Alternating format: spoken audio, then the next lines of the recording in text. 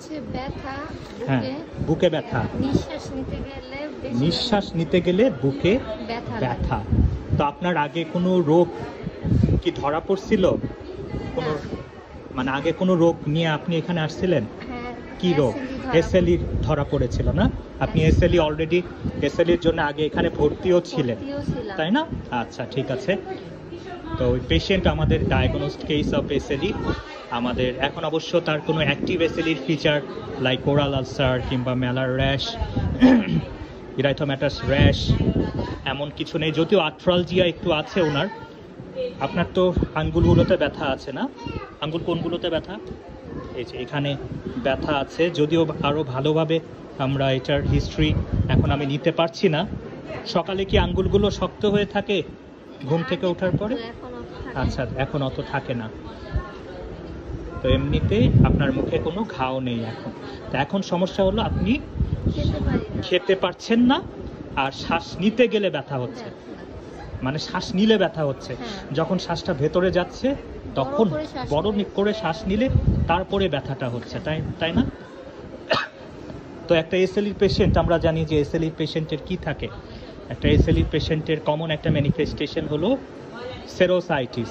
সেরোসাইটিস বলতে সেরাস মেমব্রেনগুলোর inflammation, like pericarditis, pleuritis বা প্লুরোসি, এইগুলো।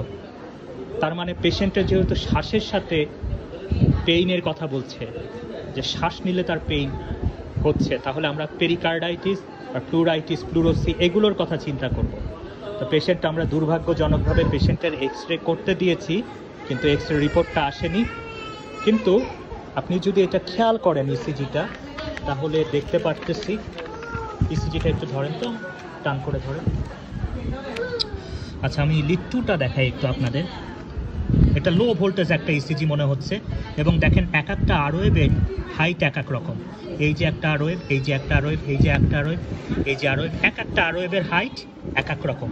এই ঘটনাকে ইসিজির ভাষায় বলা হয় ইলেকট্রিক্যাল অল্টারনেন্স।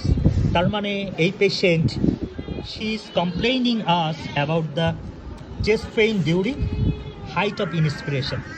তার মানে আমরা এখানে কিন্তু পেরিকার্ডাইটিসের কথা চিন্তা করব, এবং পেরিকার্ডাইটিস থাকলে কি হবে?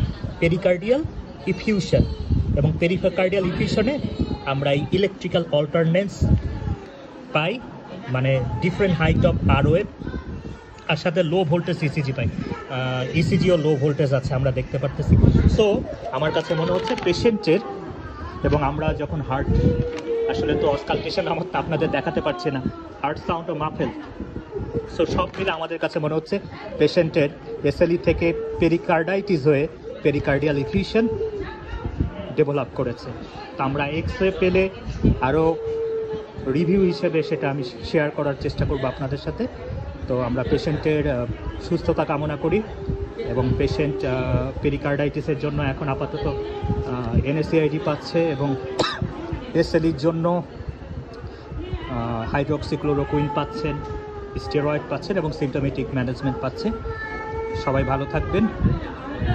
শুভ বিকাল।